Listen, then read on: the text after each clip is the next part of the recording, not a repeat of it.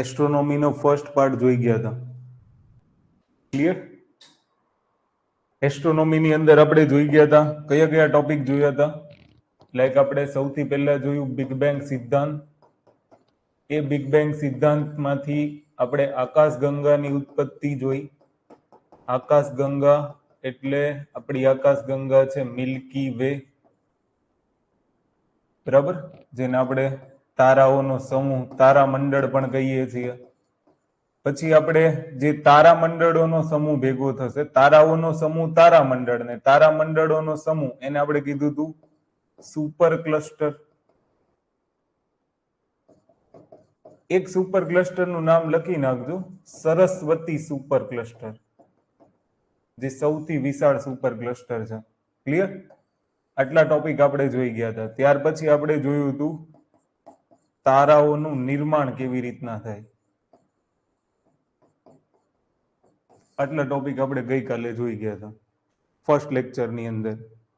Okay, કે ભાઈ તારાઓનું નિર્માણ કેવી રીતના થાય છે, બિગ બેંગ થિયરી શું છે, આકાશગંગા શું છે, આ બધા ટોપિક આપણે જોઈ ગયા. હવે આજના સેશનની અંદર હું તમને અમુક ફેક્ટ લખાવીશ અને એ ફેક્ટ સૌથી પહેલા તમારે લખી લેવાના છે, કારણ કે ત્યાંથી પ્રશ્નો બનવાના ચાન્સીસ ખરા. ક્લિયર? તો મોસ્ટ ઓફલી ફેક્ટ છે એ આપણી આકાશગંગાને લગતા છે. કાં તો આકાશગંગાની નજીક હોય, કાં તો આપણા સૌરમંડળમાં સૂર્યની નજીક હોય, એને લગતા પ્રશ્નો વારંવાર પરીક્ષાની અંદર તમને પૂછાય છે. ઓકે, એટલે જે બી હોય એ ફેક્ટ તમારે સૌથી પહેલા લખવાના છે. એમાં પહેલું એક નામ લખી નાખો, ઓરિયન નેબુલા. ક્લિયર? ઓરિયન નેબુલા. તો ઓરિયન નેબુલા શું છે? આકાશગંગાની અંદર સૌથી ચળકતો અને ઠંડો તારો છે. આને લખી નાખજો. પહેલો મુદ્દો શું લખવાનો છે? ઓરિયન નેબુલા, આકાશગંગાનો સૌથી ઠંડો તારાઓનો સમૂહ. તો સૌથી ઠંડો તારા સમૂહ પૂછવામાં આવે, તારા મંડળ પૂછવામાં આવે, તારાઓનો સમૂહ, તો નામ આવશે ઓરિયન નેબુલા. ક્લિયર? પહેલું નામ થઈ ગયું આપણું ઓરિયન નેબુલા. એવી જ રીતના એક પ્રશ્ન સાયરસ કે ડોગ સ્ટાર પરથી પૂછે છે. આ પણ યાદ રાખજો. સાયરસ કે ડોગ સ્ટાર શું છે? તો કે સાયરસ કે ડોગ સ્ટાર છે એ આકાશગંગામાં રાત્રિ દરમિયાન સૌથી વધારે ચળકતો તારો છે. યાદ રાખજો, લખી નાખજો. સૌથી વધારે ચળકતો તારો છે. ક્લિયર? આને એક લખવાનું છે. તો આ કોનો પાર્ટ છે? આકાશગંગાનો. તો બે નામ થઈ ગયા. કદાચ ઓરિયન નેબુલા પૂછે તો હવે તમને ખબર પડી જાય સૌથી ઠંડો તારા સમૂહ. ક્લિયર? પછી સાયરસ કે ડોગ સ્ટાર પૂછે એ બી આપણી જે બેરેડ સ્પાઇરલ આકારની આકાશગંગા છે એનો જ એક ભાગ છે. સાયરસ કે ડોગ સ્ટાર જે સૌથી વધારે ચળકતો તારો છે. ક્લિયર? પછી એક શબ્દ મેં તમને ઓલરેડી કહી દીધો છે, Saraswati super cluster. Super cluster આપણે ગઈકાલે ભણી ગયા કે તારામંડળોનો જે સમૂહ હોય એને આપણે શું કહીશું? Super cluster. ને એમાં એક નામ યાદ રાખવાનું છે, સરસ્વતી સુપર ક્લસ્ટર. અને સરસ્વતી સુપર ક્લસ્ટર સૌથી વિશાળ સુપર ક્લસ્ટર છે. ક્લિયર? આને યાદ રાખજો. એક પ્રશ્ન આપણી જીપીએસસી એ પૂછી લીધો છે કે આપણી ગેલેક્સીની અંદર સૂર્યનો સૌથી નજીકનો તારો કયો? તો એનો જવાબ આવતો તો તમને ખબર હોય તો પ્રોક્સીમા. તો એક ફેક્ટ આ લખી નાખજો. ઘણી વખત પ્રોક્સીમા અને એવો જ એક તારો છે પ્રોક્સીમા બી, જે લેટેસ્ટ છે. ક્લિયર? તો બે નામ લખી નાખજો. સૂર્યની સૌથી નજીકનો તારો, એનો જવાબ આવતો તો પ્રોક્સીમા. તો એક ફેક્ટ આ થઈ જાય. ક્લિયર? તો આવા 3-4 ફેક્ટ છે એ તમે તમારી નોટ્સમાં એડ કરી દેજો. ઓકે, હવે આજે આપણે આગળ વધીએ. તો આગળ સૌથી પહેલા આપણે તારાઓનું નિર્માણ જોઈ ગયા. તો હવે પહેલો ટોપિક આપણે એ જોઈશું કે ભાઈ ગ્રહ અને તારાઓ આ બંને વચ્ચેનો ફરક શું છે.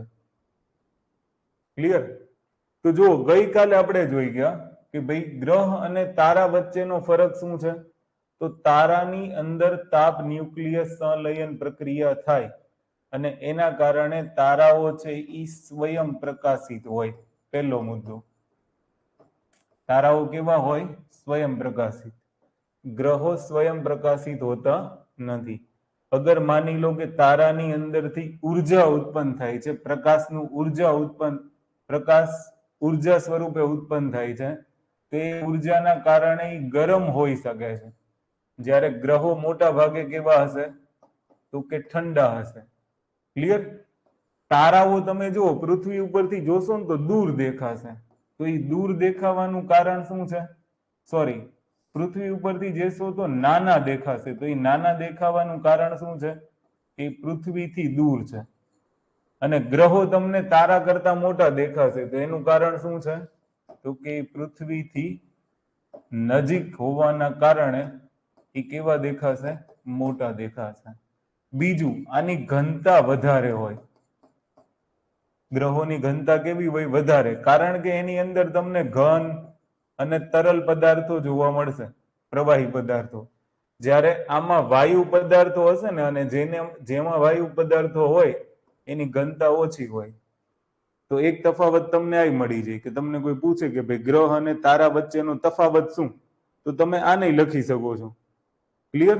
તો આ ખાસ ધ્યાન રાખજો. બીજું સૌથી અગત્યની બાબત શું છે કે અગર જો તમે ડેઈલી અવલોકન કરો છો ગ્રહોનું, તો ગ્રહો સ્થિર નહીં હોય, એના સ્થાન બદલતા હશે. પણ તારાઓ જે છે એ મોટા ભાગે સ્થિર હોય. આ પણ એક ખાસ યાદ રાખજો. ક્લિયર? કે ગ્રહો છે એ સ્થિર હોતા નથી, પરંતુ જે તારાઓ છે એ તારાઓ કેવા હોય છે? સ્થિર હોય છે.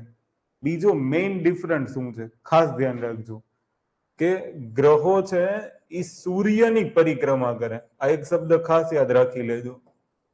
બરાબર? જ્યારે તારાઓ છે એ સૂર્યની નહીં, પણ એ પરિક્રમા તો કરશે જ, પણ આકાશ ગંગાની પરિક્રમા કરશે. તો એક પોઈન્ટ લાસ્ટ જે મોસ્ટ ઇમ્પોર્ટન્ટ છે, તો આ થઈ ગયો ગ્રહ અને તારા વચ્ચેનો તફાવત. અગર તમને કોઈ પૂછે કે ભાઈ ગ્રહ અને તારા વચ્ચેનો તફાવત શું, તો આટલા શબ્દો તમારે યાદ રાખવાના કે એ સ્વયં પ્રકાશિત હોય, પૃથ્વીથી દૂર હોવાથી નાના દેખાય છે, ઘનતા ઓછી હોય, વાયુનું પ્રમાણ વધારે હોય, બરાબર, સ્થિર હોય છે, અને એ પરિક્રમા કોની કરે છે? તો કે એ પરિક્રમા આકાશ ગંગાની કરે છે. આટલી બાબતો તમને આવડતી હોવી જોઈએ. અગર જો આટલું આવડી જશે ને, તો તમે કોઈ બી થિયરી છે એ ઇઝીલી, મતલબ કોઈ બી ક્વેશ્ચન અગર તમને પરીક્ષામાં પૂછાય તો તમે ઇઝીલી ટેકલ કરી શકશો. ઓકે? તો સૌથી પહેલો આ તફાવતો ગ્રહ અને તારાઓનો. હવે ગ્રહ તો તમને ખબર પડી ગઈ કે આટલી ગ્રહની વિશેષતાઓ છે. ક્લિયર? તો હવે આપણે ભણીશું સૌર મંડળ. ખાસ ધ્યાન રાખજો. હવેનો આપણો ટોપિક શું છે? તો કે સોલાર સિસ્ટમ. અને આ સોલાર સિસ્ટમની અંદર 8 ગ્રહો છે. ગ્રહ તમને ખબર પડી ગઈ છે કે ગ્રહની શું શું વિશેષતા હોય. હવે આપણું જે સૂર્યમંડળ છે એ સૂર્યમંડળની અંદર 8 ગ્રહો છે. ક્લિયર? તો ખાસ ધ્યાન રાખજો કે એ 8 ગ્રહો કયા કયા છે. તો સૌથી પહેલો ગ્રહ છે મર્ક્યુરી, વિનસ, અર્થ, માર્સ, જુપિટર, સેટર્ન, યુરેનસ અને નેપચ્યુન. ક્લિયર? ગુજરાતીમાં નામ લખીએ તો બુધ, શુક્ર, પૃથ્વી, મંગળ. જો આની ઉપરથી ઘણા બધા સવાલના જવાબ હમણાં હું કરાવીશ, એટલે આની ઉપર ખાસ ફોકસ કરી લેજો. બરાબર? ગુરુ, શનિ, યુરેનસને અરુણ કહીશું અને આને વરુણ કહી દઈશું. જે કંઈ પણ છે ને આપણા પ્રિલિમ્સના ક્વેશ્ચન જે બી પૂછાય છે એ લગભગ પ્રશ્નોનો જવાબ તમને અહીંયાથી મળી જશે. ક્લિયર? લગભગ મતલબ લગભગ આપણે મોસ્ટ ઓફલી બાબતો અહીંયા કવર કરી લઈશું. સૂર્યમંડળ જેટલા ફેક્ટ છે એને હું હમણાં તમને પીપીટી બતાવી દઉં છું. એ પીપીટી માંથી આપણે ફેક્ટ જોઈ લઈશું, પણ જેટલી મહત્વની બાબતો છે એને આપણે અહીંયા ડિસ્કશન કરીશું. તો મેં તમને કીધું કે ગ્રહો કેવા હશે, તો કે ગ્રહો તારાઓની સાપેક્ષમાં ઠંડા હશે. બીજું, ગ્રહની અંદર ઘન પદાર્થો, પ્રવાહી પદાર્થો એનું પ્રમાણ વધારે હશે. તમે કોઈ પણ ગ્રહ જોઈ લો, આપણે પૃથ્વી ઉપર રહીએ છીએ તો પૃથ્વી ઉપર આપણને ઘન પદાર્થોનું પ્રમાણ વધારે જોવા મળે છે. ક્લિયર? તો આને તમે યાદ રાખી શકો. તો સૌથી પહેલા આપણે જોવાનું છે સૂર્યમંડળ. સૂર્યમંડળની અંદર 8 ગ્રહો છે. ખાસ ધ્યાન રાખજો. એમ તો ઘણી બધી બાબતો છે. સૌરમંડળની અંદર આપણે જોઈશું તો 45,000 કરતા વધુ લઘુ ગ્રહો છે. એટલે સૌરમંડળમાં માત્ર આ ગ્રહોનો જ સમાવેશ નહીં, સૌરમંડળની અંદર બધી બાબતો આવી જાય.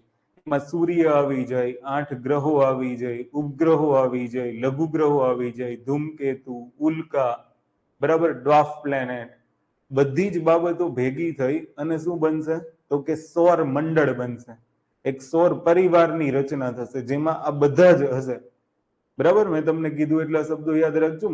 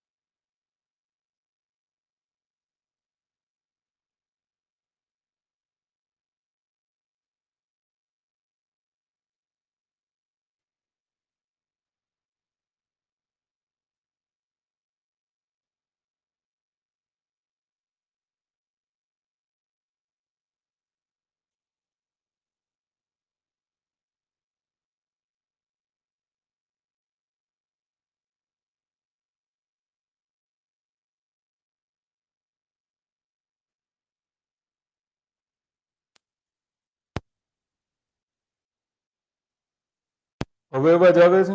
ચેક કરો ને એકવાર. વોઇસ ક્લિયર છે હવે?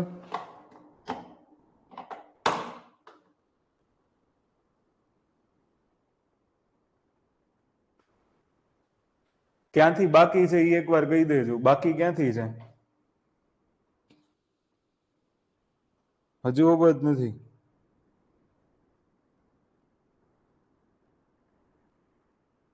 હવે અવાજ આવે છે કે હજી નહીં આવતો? માઇક તો ઓકે છે.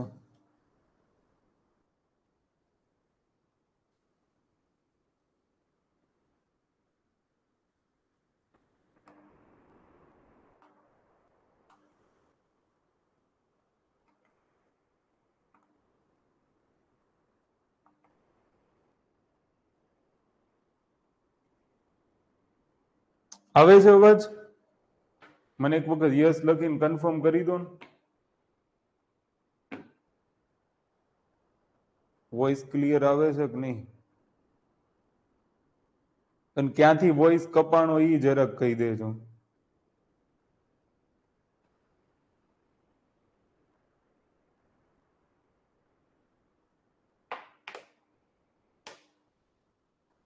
ઓકે, હવે મારે એ ચેક કરવું પડશે ને. ચલો આખું ફરીથી જ કહી દઈએ આપણે કે જોવિયન ગ્રહો ને ઈ શું છે. ક્લિયર? ચલો પહેલેથી આપણે હવે આખું લઈ લઈએ. તો જો આપણે સૌર મંડળ શીખવાના છીએ. સૌર મંડળની અંદર સૌથી પહેલા તમને બધા ગ્રહોના નામ ખબર હોવા જોઈએ. તો હું પહેલા ગ્રહોના નામ લખી નાખું છું. બુધ, પછી છે શુક્ર, પૃથ્વી, મંગળ, ગુરુ, શનિ, અરુણ એન્ડ વરુણ. આટલા નામ યાદ રાખી લેજો. ક્લિયર? હવે એની અંદર સૌથી મહત્વનો આપણે ગ્રહ જોઈશું મંગળ. કારણ કે મંગળ શું કામ મહત્વનો છે ખાસ ધ્યાન રાખજો. મંગળની કક્ષાથી આગળની કક્ષાના જેટલા ગ્રહો છે એની માટે એક શબ્દ વપરાય છે ભૌમિક ગ્રહો. કયો શબ્દ વપરાય છે? ભૌમિક ગ્રહો. અથવા એની માટે એક શબ્દ છે પાર્થિવ ગ્રહો. અને અંગ્રેજીમાં એને આપણે શું કહીએ છીએ? તો કે ટેરેસ્ટ્રીયલ ગ્રહો પણ કહેવાય. ક્લિયર? આને યાદ રાખજો. ચલો ત્યાર પછી અગર જોઈએ તો બીજો એક શબ્દ છે, મતલબ મંગળ ગ્રહ પછીના જેટલા ગ્રહો છે, મંગળ ગ્રહની કક્ષાની પછીના ગ્રહો છે, એને આપણે કહીએ છીએ જોવિયન ગ્રહો. જો ગ્રહની વિશેષતાઓ હમણાં આપણે જોઈ ગયા કે એ તારા કરતા ઠંડા હશે, એનું સ્થાન પરિવર્તન થતું હશે. ક્લિયર? એ સૂર્યની આસપાસ પરિક્રમણ કરતા હશે. તો ક્યારેક પ્રિલિમ્સમાં એવો પ્રશ્ન પૂછે ગ્રહ માટે નીચેનામાંથી કઈ વિશેષતા યોગ્ય છે, તો તમારે આ બધી વિશેષતાઓ ધ્યાનમાં રાખવાની, ત્યારે તમને આ સેન્ટેન્સ કામમાં આવશે. ક્લિયર? તો અહીંયા તમે ધ્યાન રાખજો. તમને પૂછે જોવિયન ગ્રહ, નીચેનામાંથી કયો જોવિયન ગ્રહ નથી, તો તમને ખબર હોવી જોઈએ કે ગુરુ, શનિ, યુરેનસ ને નેપચ્યુન આટલા જોવિયન ગ્રહો છે. તો તમે ઇઝીલી ટેકલ કરી શકશો એ પ્રશ્નને કે કયા જોવિયન ગ્રહો નથી. કયા ભૌમિક ગ્રહો છે? તો મંગળમાં કન્ફ્યુઝ નહીં થતા. મંગળ ભૌમિક ગ્રહમાં આવે, મંગળ પાર્થિવ ગ્રહ, ટેરેસ્ટ્રીયલ ગ્રહ, જે કયો એ ત્રણમાંથી કોઈ પણ એક નામ, એમાં મંગળ આવે. મંગળ જોવિયન ગ્રહ નથી, એ યાદ રાખજો. ક્લિયર? પાર્થિવ ગ્રહો એટલા માટે કહેવામાં આવે કે તમે અગર બુધ, શુક્ર, મંગળ આ બધાના સ્ટ્રક્ચર જોશો ને તો ક્યાંક ને ક્યાંક પૃથ્વીને મળતા આવતા હશે. બરાબર? ત્યાં તમને ઘન પદાર્થો જોવા મળશે, ત્યાં ધાતુઓ જોવા મળશે, ત્યાં તત્વો જોવા મળશે, બરફાચ્છાદિત સ્તરો જોવા મળશે. ક્લિયર? તો એ જે ભાગ છે એ પૃથ્વીને મળતો આવે છે, ત્યાં જીવન શક્ય હોઈ શકે છે. એટલા માટે થઈને ખાસ તમે યાદ રાખજો કે પૃથ્વીને મળતા આવતા હોવાથી આ બધા ગ્રહો શેમાં આવશે? તો કે પાર્થિવ ગ્રહોની અંદર આવશે. અને ત્યાર પછી તમે અગર જોશો તો આ બધા જોવિયન ગ્રહો છે. જોવિયન ગ્રહોની ખાસ વિશેષતા શું છે? તો જોવિયન ગ્રહોમાં તમે જોશો તો ઉપગ્રહોની સંખ્યા એક તો વધારે હશે. તમે જુઓ સૌથી વધુ ઉપગ્રહોની સંખ્યા જુપિટરની છે. બીજું કે જોવિયન ગ્રહો છે એ જોવિયન ગ્રહો એટલા માટે કહેવામાં આવે કારણ કે એમાં વાયુઓનું પ્રમાણ વધારે હશે. તમે આ કોઈ બી ગ્રહને અગર ઇન્ડિવિજ્યુઅલી ગણશો ને તો બધામાં વાયુઓનું પ્રમાણ કેવું હશે? વધારે. ખાસ યાદ રાખજો. તો આગળમાં ઘન અને તરલ પદાર્થો વધારે હશે, અહીંયા વાયુઓનું પ્રમાણ વધારે હશે. એટલા માટે આને કહેવાય જોવિયન ગ્રહો. તો ગ્રહોની બે સંકલ્પના આપણે જોવાની છે, એક છે પાર્થિવ ગ્રહો અને બીજું છે જોવિયન ગ્રહો. તો આ બંને શબ્દો છે એને તમે યાદ રાખી લેજો કે પાર્થિવ ગ્રહ કોને કહેવાય અને જોવિયન ગ્રહ કોને કહેવાય. ઓકે, હવે ત્યાંથી આપણે આગળ વધીએ. તો સૌથી મહત્વની બાબત, હવે હું જેટલા જેટલા ફેક્ટ બોલું ને એને તમે લખી લેજો ક્યાંક. અગર તમને પૂછે કે સૂર્યની સૌથી નજીકનો તારો કયો, સોરી નજીકનો ગ્રહ કયો, તો જવાબ આવશે બુધ. સૌર મંડળની અંદર સૂર્યથી સૌથી દૂરનો ગ્રહ કયો, તો જવાબ આવશે નેપચ્યુન. અથવા તો નેપચ્યુનની જગ્યાએ તમને એક નામ ઓર આપી શકે છે, વરુણ. ક્લિયર? આને યાદ રાખજો. ઓકે, તો નેપચ્યુન જે છે એ સૌથી દૂરનો ગ્રહ છે અને સૌથી નજીકનો ગ્રહ પૂછે તો બુધ. આ એકદમ ઈઝી પ્રશ્ન હતો. ક્લિયર? જો આવું પૂછે તો તમને પરીક્ષામાં આવડી જ જાય. ડીવાયએસઓ નું પેપર આ વખતનું કંઈક આવું જ હતું. એ એકદમ તમને ઈઝી પૂછવા માંગતા હતા. ઓકે, હવે બીજો સવાલ કે તમને એવું પૂછે કે ભાઈ કદ અને દ્રવ્યમાન, બે શબ્દ યાદ રાખજો. દ્રવ્યમાન અને કદના આધારે સૌથી મોટો ગ્રહ કયો? તો દ્રવ્યમાન અને કદના આકારે સૌથી મોટો ગ્રહ આવશે જુપિટર, ગુરુ. ગુરુનું કદ અને દ્રવ્યમાન એ આખા સૌર મંડળની અંદર સૌથી વધારે છે. ક્લિયર? હવે મારો બીજો સવાલ આમાં કે અગર તમને 4 નામ આપીને ચડતા અથવા ઉતરતા ક્રમમાં પૂછે તો ખાસ ધ્યાન રાખજો. દ્રવ્યમાનમાં જુપિટર પછી આવશે સૌર મંડળમાં સેટર્ન, સેટર્ન પછી આવશે યુરેનસ, યુરેનસ પછી આવશે નેપચ્યુન. તો તમે ક્રમ જુઓ, ક્રમ કેવો બને છે? તો કે સૌથી વધારે જુપિટર, ત્યાર પછી સેટર્ન શનિ, ત્યાર પછી યુરેનસ અને ત્યાર પછી નેપચ્યુન. તો આ દ્રવ્યમાન. 4 ગ્રહો તો ઘણા. પછી તમે આમ જોશો તો પૃથ્વીથી શરૂ થશે. ક્લિયર? તો આ 4 તો તમે યાદ રાખી જ લેજો કે અગર તમને ચડતો કે ઉતરતો ક્રમ દ્રવ્યમાન અને કદના આધારે પૂછે તો તમને આવડતો હોવો જોઈએ. ક્લિયર? કે ભાઈ તમને કોઈ એવો સવાલ પૂછે કે દ્રવ્યમાન અને કદના આધારે ચડતો કે ઉતરતો ક્રમ કયો, તો સૌથી વધુ દ્રવ્યમાન અને કદ કોનું આવશે? ગુરુ, પછી શનિ, પછી યુરેનસ, પછી નેપચ્યુન. ક્લિયર? તમને એવો સવાલ પૂછી શકે ને કે દ્રવ્યમાન અને કદમાં સૌથી હલકો ગ્રહ કયો આવશે? તો આન્સર આવશે બુધ. આ યાદ રાખજો.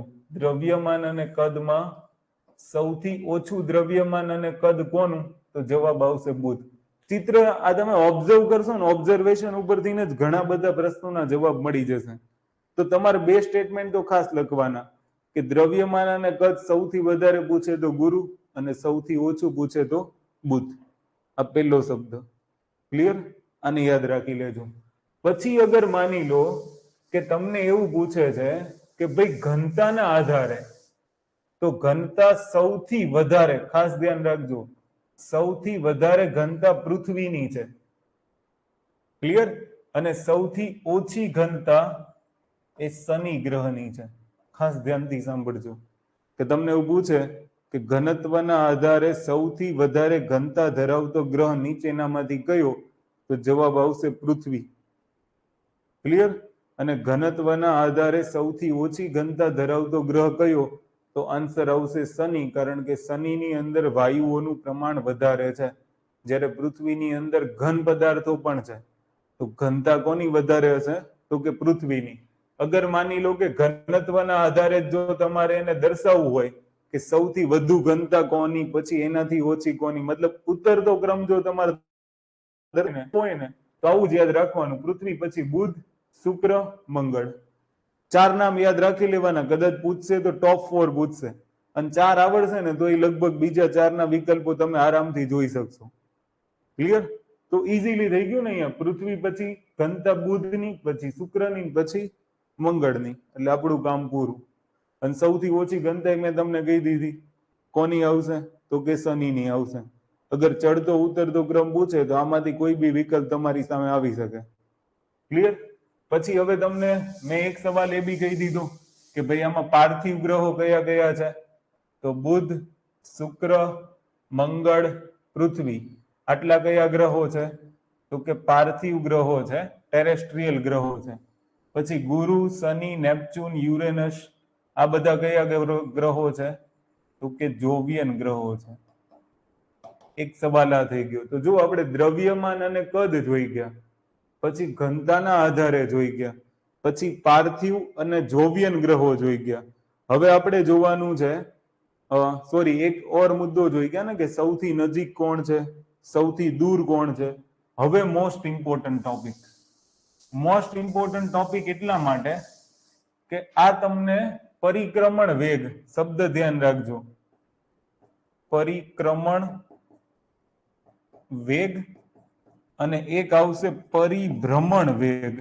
આમે બધા છે ને માર ખાઈ જાય છે. મેં તમને ગઈકાલે આ શબ્દ શીખવાડ્યો હતો કે ભાઈ ક્રમણ એટલે સૂર્યની આસપાસની ગતિ અને ભ્રમણ એટલે પોતાની ધરી પરની ગતિ.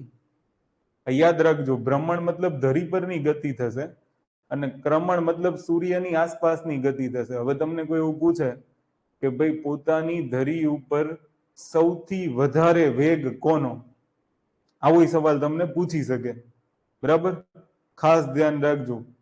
પરિભ્રમણ વેગ, પરિભ્રમણ વેગ મુજબથી તમને સવાલ પૂછી શકે કે સૌથી વધારે પરિભ્રમણ વેગ કોનો, તો આન્સર આવશે પરિભ્રમણ વેગમાં આન્સર આવશે પરિભ્રમણ વેગની અંદર આન્સર આવશે શુક્ર.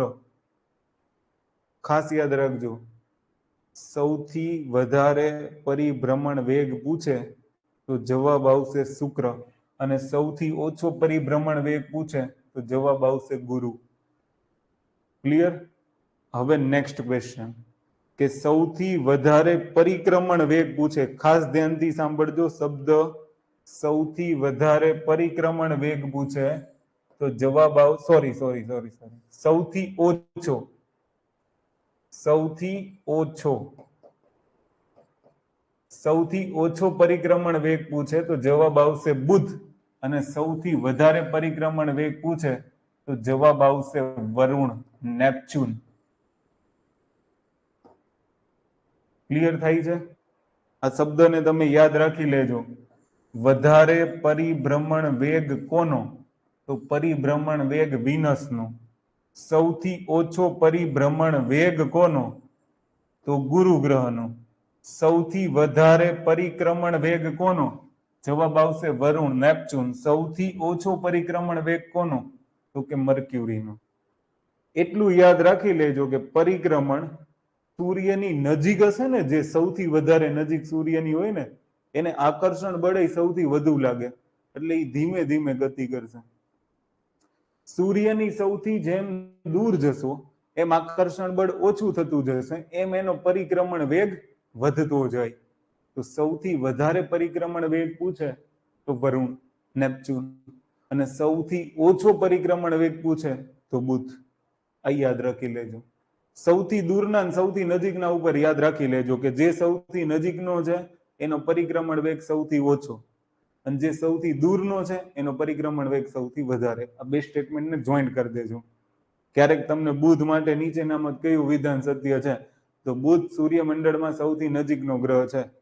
બુધ સૂર્યમંડળમાં સૌથી ઓછો પરિક્રમણ વેગ ધરાવે છે. ક્રમણ શબ્દ લખેલો હશે, ભ્રમણ લખ્યું હોય તો વિધાન ખોટું. ભ્રમણમાં શુક્ર આવશે અને ભ્રમણમાં સૌથી વધારે શુક્ર આવશે અને સૌથી ઓછું શું આવશે, તો કે ગુરુ આવશે. આ યાદ રાખજો. ક્લિયર? આમાં કન્ફ્યુઝન ન થાય. શાંતિથી એક વખત તમે હું જે શબ્દો બોલ્યો છું એની ઉપર ફોકસ કરીને જોઈ લેજો એકવાર. ક્લિયર? એટલે લગભગ કોઈ ભૂલ પડશે નહીં. તો આટલા ફેક્ટ હતા, આ ફેક્ટને આપણે યાદ રાખવાના છે. ઓકે, હવે આપણે વન બાય વન જોતા જઈશું. અચ્છા, તમને એવું પૂછે કે આમાંથી કોને ઉપગ્રહ નથી, સૌર મંડળની અંદર ઉપગ્રહ કોને નથી, તો ખાસ ધ્યાન રાખજો, આ બુધ અને શુક્ર આ બે એવા ગ્રહ છે કે જેને એક પણ ઉપગ્રહ નથી. બરાબર? તમને એવું પૂછે સૌથી વધારે ઉપગ્રહ કોને છે, તો સૌથી વધારે ઉપગ્રહ ગુરુ ગ્રહને છે. ક્લિયર? આવા સવાલો ઘણી બધી વખત પૂછ્યા છે. પૃથ્વીનો એક ઉપગ્રહ છે, જવાબ આવશે ચંદ્ર. ક્લિયર?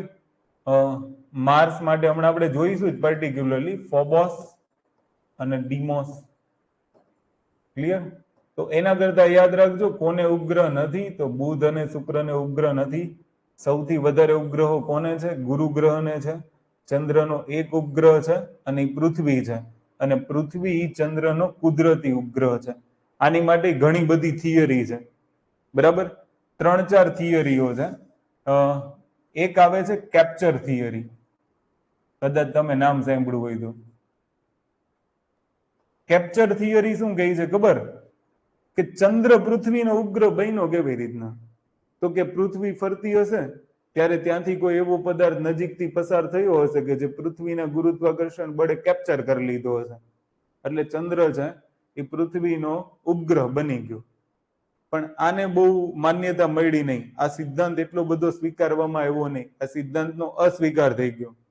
પછી એક સિદ્ધાંત આવ્યો કોફોર્મેશન. કોફોર્મેશન સિદ્ધાંતની અંદર શું હતું કે કોઈ બે પદાર્થો અથડાયા હશે, માની લો કે બે પદાર્થો છે, ફોર એક્ઝામ્પલ માની લો કે આ બે પદાર્થો છે એકબીજા સાથે અથડાયા હશે, એકમાંથી અથડાયા બાદ એક પૃથ્વી અને એક ચંદ્રનું નિર્માણ થયું હશે, તો કોફોર્મેશન થિયરી થઈ ગઈ. પણ એની માન્યતા મળી નથી. મતલબમાં બે સિદ્ધાંતો એવા હતા, એક થઈ ગઈ કેપ્ચર થિયરી અને એક થઈ ગઈ કોફોર્મેશન. કેપ્ચર તમને એવું કહે છે કે કોઈ પદાર્થ નજીકથી નીકળ્યો હશે અને એની ગુરુત્વાકર્ષણ બળની અંદર આવી ગયો હશે કક્ષામાં, એટલે એ પૃથ્વીની ફરતે પરિક્રમણ કરવા લાગ્યો એટલે ચંદ્ર બન્યો. તો કે નહીં, એ પણ સાચું નથી. કોફોર્મેશન છે એનો સ્વીકાર ન થયો. એક થિયરી છે જાયન્ટ ઇમ્પેક્ટ. આનું નામ લખી નાખજો, જાયન્ટ ઇમ્પેક્ટ. કદાચ આવું પૂછશે નહીં, આપણા નોલેજ માટે છે. જાયન્ટ ઇમ્પેક્ટ હાઇપોથિસિસ આને કહેવાય. આ જાયન્ટ ઇમ્પેક્ટ હાઇપોથિસિસ ની અંદર શું છે કે પેલા પ્રારંભિક અવસ્થાની અંદર પૃથ્વીની ઉત્પત્તિ થઈ હશે, બરાબર. પછી એવું બન્યું હશે કે પૃથ્વી સાથે કોઈ ગ્રહ અથડાયો હોય, પછી એમાંથી પદાર્થ અલગ થયા હોય, પછી એની ઘનતા હોય, મતલબ એ વધી ગઈ હોય, સઘન બન્યા હોય, અને એના કારણે ચંદ્રનું નિર્માણ થયું હોય. તો એક એવી સંકલ્પના છે કે ભાઈ પૃથ્વી સાથે કોઈ પદાર્થ અથડાયો હશે અને પછી એક પદાર્થ છૂટો પડ્યો હશે તો એ ચંદ્ર બન્યો હશે. તો એ છે જાયન્ટ ઇમ્પેક્ટ હાઇપોથિસિસ. તો ત્રણ પ્રોસેસ, ત્રણ થિયરી છે કે જેના આધારે આપણે એવું માનીએ છીએ કે ચંદ્રની ઉત્પત્તિ થઈ. ક્લિયર? પણ ત્રણમાંથી સૌથી વધુ સ્વીકાર્ય જાયન્ટ ઇમ્પેક્ટ છે. તો આને યાદ રાખી લેજો, બરાબર. ક્યારેક પૂછી નાખે તો આપણને કામ આવી જાય. બાકી મેં તમને કીધું એમ હવે જેટલી પણ બાબતો છે એ આપણે પીપીટી ની અંદર જોઈ લઈશું, ઇન્ડિવિજ્યુઅલ બાબતો. બાકી મોસ્ટ ઓફલી જે પ્રશ્નો પૂછાય છે ને બ્રહ્માંડ ની અંદરથી, એ મેં તમને શીખવાડી દીધા કે અહીંયાથી આવો આવો પ્રશ્ન પૂછાય. ક્લિયર? આને જોઈ લેજો. ઓકે, ચલો હવે ત્યાંથી આગળ વધીએ. બીજા ઘણા બધા ફેક્ટ હમણાં આપણે જોવાના છીએ, પણ હવે આપણે જોઈ લઈએ સૌથી પહેલા સૂર્યને. તો સૌરમંડળનો કોઈ સૌથી મહત્વનો ભાગ હોય તો એ છે સૂર્ય, બરાબર. હવે સૂર્ય માટે તમે શું યાદ રાખશો? તો સૂર્યનો સૌથી અંદરનો ભાગ હોય કોર. ઓકે, અને કોરની અંદર તમે જોશો તો 1,50,00,000 1.5 કરોડ કેલ્વિન જેટલું તાપમાન હોય. આ કોરનું તાપમાન કેટલું હશે? 1.5 કરોડ કેલ્વિન. અને જો આટલું બધું તાપમાન હોય ને તો કોર છે એની અંદર વાયુઓનું પ્રમાણ વધારે હોય, ગેસિયસ ફોર્મમાં હશે કોર. યાદ રાખજો. ઓકે, પછી છે રેડિયેટિવ ઝોન, કોન્વેક્ટિવ ઝોન, ફોટોસ્ફિયર. આપણે સૌથી વધુ અગર કોઈ ભાગ પૂછાતો હોય તો એ છે ફોટોસ્ફિયર. અહીંયા 6500 થી 4000 કેલ્વિન આપ્યું છે, પણ ફોટોસ્ફિયર માટે આપણને જે સવાલ પૂછાય છે એ 6000 ડિગ્રી સેલ્સિયસ તાપમાન. ફોટોસ્ફિયર એટલે કંઈ નહીં, સૂર્યના કેન્દ્રથી જેમ જેમ જુઓ, ફર્સ્ટ લેયર રેડિયેટિવ ઝોન, કોન્વેક્ટિવ ઝોન, અને પછીની એક સપાટી આવશે ને એનું નામ છે ફોટોસ્ફિયર. આને ખાસ ધ્યાન રાખજો. અને આ ફોટોસ્ફિયર છે એ ફોટોસ્ફિયરનું તાપમાન અંદાજિત કેટલું હશે? 6000 ડિગ્રી સેલ્સિયસ હશે. અને આ ફોટોસ્ફિયરની અંદર તમને અમુક કાળા સ્પોટ જોવા મળશે. અને આ કાળા સ્પોટ જે છે એ બીજું કંઈ નથી, ખાસ ધ્યાન રાખજો. આ કાળા સ્પોટ છે એ રવિ કલંકો છે. રવિ કલંકો મતલબ સનસ્પોટ છે. શું છે? સનસ્પોટ. ક્લિયર? સનસ્પોટ છે ને એ બે પ્રકારના જોવા મળશે. એક જોવા મળશે અમ્બ્રા અને એક જોવા મળશે પેનમ્બ્રા. હવે અમ્બ્રા જે છે એ ડાર્ક હશે, મતલબ ઘટ્ટ હશે, કાળા હશે. પણ જો કોઈ ઘટ્ટ કાળા હોય તો ઈ અમ્બ્રા પ્રકારના રવિ કલંકો કહેવાય. જો પેનમ્બ્રા હોય તો પેનમ્બ્રા છે એ થોડાક લાઇટ હશે. ક્લિયર? આને યાદ રાખી લેજો. હવે કહેવાનો મતલબ ઈ છે કે સૂર્યની જે આ કોર વાળો ભાગ છે ત્યાં તાપ ન્યુક્લિયસ સંલયન પ્રક્રિયા થતી હોય. તાપ ન્યુક્લિયસ સંલયન પ્રક્રિયામાં ગઈકાલે જોઈ ગયા 1H2 1H2 હાઇડ્રોજનના 4 પરમાણુ ભેગા થશે, એમાંથી 2He4 હિલિયમનો એક પરમાણુ બનશે અને એની સાથે ઉર્જા ઉત્પન્ન થશે. અને એ ઉર્જા છે ને, એ ઉર્જા આ બ્લેક સ્પોટ મતલબ સોરી સનસ્પોટ એ બીજું કઈ નથી. સનસ્પોટ શું છે? એક પ્રકારની ફાટખીણો હશે અને એ ફાટખીણો કોર સાથે જોડાયેલી હશે. તો કોરમાં જ્યારે ઉર્જા ઉત્પન્ન થાય, મતલબમાં જે તાપ ન્યુક્લિયસ સંલયન પ્રક્રિયા થશે એના કારણે જે પ્રકાશીય ઉર્જા ઉત્પન્ન થાય એ આ સનસ્પોટ્સ મારફતે બહાર આવતી હશે અને પછી એ જ પ્રકાશના કિરણો પૃથ્વી સુધી પહોંચતા હશે, જેને આપણે સોલાર ફ્લેયર્સ કાં તો સોલાર વિન્ડ્સ અલગ અલગ નામ આપીએ છીએ. ક્લિયર? સૌર પવનો જેને કહેવાય. તો બસ એ બીજું કઈ નહીં હોય, એ એક પ્રકારની જે સૌર કલંકો વાળી ફાટખીણ છે એ ફાટખીણમાંથી આવતા હશે. ક્લિયર? પછી એવું જ ફોટોસ્ફિયર પછી એક સપાટી છે ક્રોમોસ્ફિયર. તો આને યાદ રાખી લેજો, હમણાં આપણે આ બધા શબ્દો જોઈશું. અને એક ભાગ છે કોરોના. કોરોના હંમેશા તમે ધ્યાન રાખજો, કોરોનાનો પ્રશ્ન એક તમે લખી જ નાખજો, દિમાગમાં ફિટ કરી દેજો. સૂર્યગ્રહણ હોય ને ત્યારે જ કોરોના દેખાય, અધરવાઇઝ કોરોના દેખાશે નહીં. તો કોરોના સૂર્યનું મુકુટ છે અને એ સૂર્યગ્રહણ વખતે જ તમને જોવા મળશે. ક્લિયર? આખું જે મુકટ વાળો ભાગ છે એ મોસ્ટ ઓફલી ક્યારે જોવા મળે?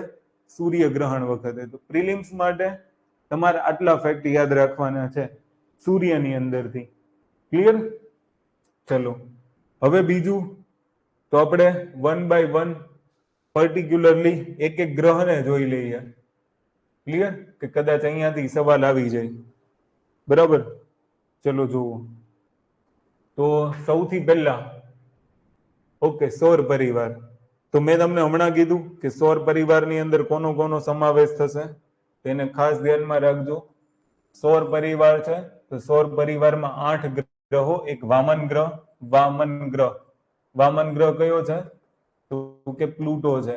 ત્યાર પછી આ વામન ગ્રહ બન્યો છે 2006 પછી. આને યાદ રાખજો. 172 ગ્રહો છે, 45,000 થી વધારે લઘુ ગ્રહો છે. ક્લિયર? લઘુ ગ્રહો હમણાં આપણે ભણશું એટલે તમને લગભગ ક્લિયર થઈ જશે. સવાલ એવો પૂછે, નરી આંખે જોઈ શકાય એવા ગ્રહો કયા? વારના નામ આવડે ને? જેટલા વારના નામ છે ને એ બધા નરી આંખે જોઈ શકાય. ક્લિયર? યાદ રાખજો. તો બુધ, શુક્ર, મંગળ, ગુરુ, શનિ આટલા નરી આંખે જોઈ શકાય. આની સિવાયના નરી આંખે જોઈ શકાય નહીં. સવાલ એવો પૂછે કે કયા ટેલિસ્કોપની મદદથી જોઈ શકાય? તો વારના નામ સિવાયના જેટલા ગ્રહો છે ને એ બધા ટેલિસ્કોપથી જોઈ શકાય. બાકી વારના નામ જેટલા છે એ બધા નરી આંખે તમે જોઈ શકો. યાદ રાખજો. ઓકે? બધા ગ્રહો છે એની જે પરિભ્રમણની ગતિ છે એ પૂર્વથી પશ્ચિમ તરફની છે. સૂર્યની ગતિ પૂર્વથી પશ્ચિમ જ છે, પણ શુક્ર અને યુરેનસ બે એવા છે કે જે પશ્ચિમથી પૂર્વ દિશામાં. ક્લિયર? આને ખાસ યાદ રાખજો. ઓકે? તો મોસ્ટ ઇમ્પોર્ટન્ટ છે પશ્ચિમથી પૂર્વ દિશામાં ક્લોકવાઇઝ, બાકી બધા એન્ટી ક્લોકવાઇઝ. તો આને જોઈ લેજો. સૂર્ય વાયુ પદાર્થોનો બનેલો ગ્રહ છે, પરંતુ અન્ય ગ્રહો છે એમાં ઘન અને પ્રવાહી પદાર્થો વાયુ પદાર્થો હશે. સૂર્ય આખો વાયુ પદાર્થોથી બન્યો છે, બાકીના જે ગ્રહો છે એ ઘન, પ્રવાહી અને વાયુના જોવા મળશે. તો મર્ક્યુરી, વિનસ, અર્થ, માર્સ, જુપિટર, સેટર્ન, યુરેનસ ને નેપચ્યુન આટલા નામ ક્રમમાં યાદ રાખી લેજો. ક્યારેક બાય ચાન્સ આટલો સહેલો પ્રશ્ન પૂછે નહીં, પૂછે તો એ પરીક્ષાનું લેવલ ડાઉન થઈ ગયું. ક્લિયર? પણ કદાચ બાય ચાન્સ પૂછી લે, સૌથી નજીકનો સૌથી દૂરનો. આ વર્ગ 3 ની પરીક્ષાના ક્વેશ્ચન છે. જીપીએસસી માં આવા પ્રશ્નો નહીં આવે, યાદ રાખજો. ચલો સૌથી પહેલા આપણે જોઈ લઈએ સૂર્ય. સૂર્યની અમુક ફેક્ચ્યુઅલ બાબતો આપણે જોઈ લઈએ કે સૂર્યમાં ફેક્ચ્યુઅલ તમારે શું શું યાદ રાખવાનું છે. તો કે આપણી આકાશ ગંગા છે મિલ્કી વે, અને મિલ્કી વે થી એ 30,000 પ્રકાશ વર્ષ દૂર છે. ખાસ ધ્યાન રાખજો. આ પ્રકાશ વર્ષ ઉપર આપણે પછી આવશું. 9.46 ગુણ્યા 10^12 કિલોમીટર. એકડો લખવો એટલે લખી નાખજો. 461 એક પ્રકાશ વર્ષ એટલે. બરાબર? 2 એકમો આવે. જે ગ્રહોની વચ્ચેની દૂરી માપવી હોય ને તો 2 એકમ આવે, એક પ્રકાશ વર્ષ આવે અને પ્રકાશ વર્ષ કરતા મોટો એકમ, ધ્યાન રાખજો, પ્રકાશ વર્ષ કરતા મોટો એકમ કયો આવે? પારસેક. કોઈ તમને પૂછે કે પ્રકાશ વર્ષ કરતા મોટો એકમ કયો, તો જવાબ આવશે પારસેક. આની ઉપર પછીથી ડિસ્કશન કરીશું, અત્યારે આપણે આની ઉપર જ ફોકસ કરીએ કે ભાઈ તમને પૂછે કે આકાશગંગા, જે આપણી આકાશગંગા છે એના કેન્દ્રથી કેટલા પ્રકાશ વર્ષ દૂર છે સૂર્ય? તો 30,000 પ્રકાશ વર્ષ. મતલબ તમે સમજો કે આપણી આકાશગંગા છે ને એ બેરેટ સ્પાઇરલ છે, ક્લિયર? અને કેન્દ્રથી જ્યારે 30,000 પ્રકાશ વર્ષ તમે દૂર જશો ત્યાં આપણો સૂર્ય છે. પેલું સ્ટેટમેન્ટ. બીજું કે 250 કિલોમીટર પ્રતિ સેકન્ડની ગતિથી એ આપણી આકાશગંગાની પરિક્રમા કરે છે. આકાશગંગાનો પરિક્રમણ કાળ સૂર્યનો કેટલો છે? તો કે 22.5 થી 25 કરોડ વર્ષ છે, જેને એક બ્રહ્માંડ વર્ષ કહેવાય. તમને કોઈ એવું પૂછે કે એક બ્રહ્માંડ વર્ષ એટલે શું, આવો સવાલ પૂછે ને પરીક્ષામાં, તો યાદ રાખવાનું કે આપણો સૂર્ય આકાશગંગાનું એક પરિક્રમણ પૂર્ણ કરે એને એક બ્રહ્માંડ વર્ષ કહેવાય. સીધો ને સાદો સવાલ અને સીધો ને સાદો જવાબ. ક્લિયર? તમને ભાઈ એવું પૂછવામાં આવે કે ભાઈ આપણી એક બ્રહ્માંડ વર્ષ એટલે શું, તો કે સૂર્ય આકાશગંગાનું એક પરિક્રમણ પૂર્ણ કરે એને એક બ્રહ્માંડ વર્ષ કહેવાય. નીચે સ્ટેટમેન્ટમાં લખીને આપશે, ક્લિયર? અને બીજું શું યાદ રાખશો કે એને કેટલો સમય લાગે છે? તો કે 22.5 થી 25 કરોડ વર્ષ લાગે. તો આને તમે એક યાદ રાખી લેજો. ઓકે, આવો પ્રશ્ન તમને પરીક્ષાની અંદર પૂછી શકે. સૂર્ય કઈ દિશામાં ધરી ઉપર ફરશે? તો આન્સર આવશે પૂર્વથી પશ્ચિમ. આવા જે સ્ટેટમેન્ટો હોય ને એને તમારે ખાસ યાદ રાખવાના અગર પરીક્ષાની અંદર પૂછે ને તો. ક્લિયર? ચલો ત્યાંથી આગળ વધીએ. તો પોતાની ધરી ઉપર કઈ દિશામાં ફરશે? તો યાદ રાખજો પૂર્વથી પશ્ચિમ. જો અત્યારે છે ને ખાલી સાંભળી લેજો, આ પીપીટી હું તમને મૂકી દઈશ કોર્સની અંદર, બરાબર? તમે ખાલી આને સાંભળીને એટલું ધ્યાન રાખો કે ક્યાંથી કેવો સવાલ બને છે. બાકી નોટ્સ તમે પછી એવું લાગે તો આમાંથી બેઠું લખી નાખજો. ક્લિયર? તો જો પોતાની ધરી ઉપર પૂર્વથી પશ્ચિમ પરિભ્રમણ કરે છે. બીજું કે જે મધ્ય ભાગ છે એ 25 દિવસમાં અને 25 દિવસ અને 5 કલાકમાં, અને જે ધ્રુવીય ભાગ છે એ 35 દિવસમાં ધરી ભ્રમણ પૂર્ણ કરે. ખાસ ધ્યાન રાખજો. હવે આ મોસ્ટ ઇમ્પોર્ટન્ટ ક્વેશ્ચન થઈ ગયો તમારો. ક્લિયર? કે તમને કોઈ એવું પૂછે કે ભાઈ આ શું છે, તો એક બ્રહ્માંડ વર્ષ તો તમને ખબર પડી ગઈ, પણ માની લો કે આ સૂર્ય છે, સૂર્યનો આ મધ્ય ભાગ છે, અને આ વખતની ડીવાયએસઓ પ્રિલિમ્સનો પ્રશ્ન હતો કે સૌથી ઝડપી વેગ ક્યાં હોય, તો તમારો જવાબ આવતો હતો વિષુવવૃત્ત. કોમન પ્રશ્ન હતો, સિમ્પલ ક્વેશ્ચન હતો. જુઓ, મધ્ય ભાગનો પરિક્રમણ કાળ કેટલો છે? મધ્ય ભાગનો ધરીભ્રમણ સમય કેટલો છે? તો કે 25 દિવસ ને 5 કલાક. એની સાપેક્ષમાં તમે ધ્રુવનો ભાગ જુઓ, વધારે દિવસ લાગે છે, તો ક્યાં સૌથી વધુ ઝડપથી ગતિ કરશે? તો વિષુવવૃત્ત વાળો ભાગ. યાદ રાખજો. ઓકે, તો આ મધ્ય ભાગ થઈ ગયો, આ ધ્રુવીય ભાગ થઈ ગયો. તો મધ્ય ભાગને અગર પરિભ્રમણ કરવું હશે તો 25 દિવસ ને 5 કલાકમાં એક આડો ફર લેશે, પણ ધ્રુવને વાર લાગશે, 35 દિવસ થશે. ઓકે, પછી તમને પૂછે કેન્દ્રનું તાપમાન કેટલું? તો 1.5 કરોડ કેલ્વિન. જો કે અહીંયા આપણે ડિગ્રી સેન્ટીગ્રેડ લખીએ છીએ, ગ્રંથ નિર્માણ બોર્ડમાં ડિગ્રી સેન્ટીગ્રેડ લખ્યું છે, પણ 10મા ધોરણની ચોપડી જોશો તો પાછું કેલ્વિન લખ્યું છે. રિસોર્સિસ મોસ્ટ ઓફલી છે એમાંય કેલ્વિન લખ્યું છે, પણ આવો ટ્વિસ્ટેડ જવાબ કદાચ પૂછશે નહીં એટલો બધો, ધ્યાન રાખજો. બીજું કે કેન્દ્રનું તાપમાન અગર 1.5 કરોડ ડિગ્રી અંશ સેલ્સિયસ હોય ને તો એ તાપમાનની અતિ ઉચ્ચ અવસ્થા થઈ. જો પદાર્થની 3 અવસ્થા હોય, 0 ડિગ્રીથી નીચે જાવ બરફ થઈ જશે, તો ઘન બરફની અવસ્થા થઈ ગઈ, ઘન અવસ્થા થઈ ગઈ. ક્લિયર? પછી 100 ડિગ્રીથી ઉપર જશો તો વરાળ થઈ જશે, અને એની વચ્ચે રહેશો તો પ્રવાહી. તો 3 ફોર્મ આપણે જોઈ ગયા, ઘન, પ્રવાહી અને વાયુ. ક્લિયર? પણ અગર જો સૌથી ઊંચા તાપમાને જાઓ છો તો એ પ્લાઝમા અવસ્થા બનશે, અને એક અતિ નિમ્ન તાપમાનની અવસ્થા આવે છે, જે બંને આપણી માટે ઇમ્પોર્ટન્ટ છે. એક અવસ્થા નિમ્ન તાપમાનની, તો જવાબ આવશે ક્રાયોજેનિક. ઉચ્ચ તાપમાનની અવસ્થા, તો જવાબ આવશે પ્લાઝ્મા. અને સૂર્યના કેન્દ્રમાં પ્લાઝ્મા અવસ્થામાં પદાર્થો હોય, યાદ રાખજો. મોસ્ટ ઓફલી વાયુ અને પ્લાઝ્મા અવસ્થા આપણને ક્યાં જોવા મળશે? કેન્દ્રમાં. કઈ પ્રક્રિયા થાય? તો કે તાપ ન્યુક્લિયર સંલયન પ્રક્રિયા થાય. તાપ ન્યુક્લિયર સંલયન પ્રક્રિયામાં હાઇડ્રોજનના 2 પરમાણુ ભેગા થઈને હિલિયમ બનશે અને એમાંથી ઉર્જા ઉત્પન્ન થશે. સૂર્યનો વ્યાસ કેટલો? તો 1,92,000 કિલોમીટર. યાદ રાખજો. સવાલ આ પૂછશે તમને કે પૃથ્વીના વ્યાસ કરતા 109 ગણો વધારે છે. આવું સ્ટેટમેન્ટ પૂછશે કે પૃથ્વીના વ્યાસ કરતા કેટલું વધારે છે? તો જવાબ આવશે 109 ગણું વધારે છે. ક્લિયર? બીજું, સૂર્યનું દળ પૃથ્વીના દળ કરતા 3,30,000 ગણું છે.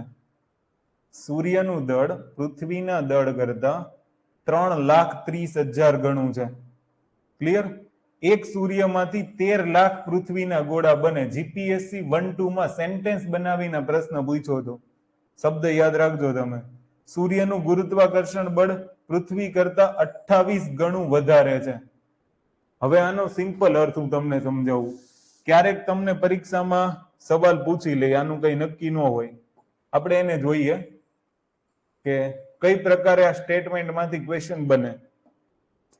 માની લો તમને એવું કીધું છે કે ભાઈ આ સૂર્ય છે અને આ આપણી પૃથ્વી છે, આવું માની લો. ક્લિયર? હવે પૃથ્વી છે એની કરતા સૂર્ય ઉપર 28 ગણું ગુરુત્વાકર્ષણ બળ વધારે છે. તો એક સવાલ ધ્યાનથી સાંભળજો કે તમને એવું કીધું હોય, જોજો, કે પૃથ્વી ઉપર કોઈ પણ પદાર્થનું દળ, માની લો કે તમને કીધું છે 20 kg છે, તો સૂર્ય ઉપર એ પદાર્થનું દળ કેટલું હશે? તો જવાબ આવશે 20 kg.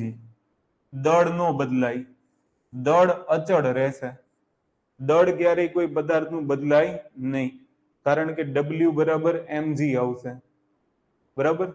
તો ગુરુત્વ પ્રવેગના કારણે વેઇટ, વજન બદલાય, વજન W બદલાય, ક્યારેય માસ નો બદલાય. ધ્યાન રાખજો, માસ ચેન્જ થાય નહીં. માસ એટલે દળ, દળ નો બદલાય, વજન બદલાય.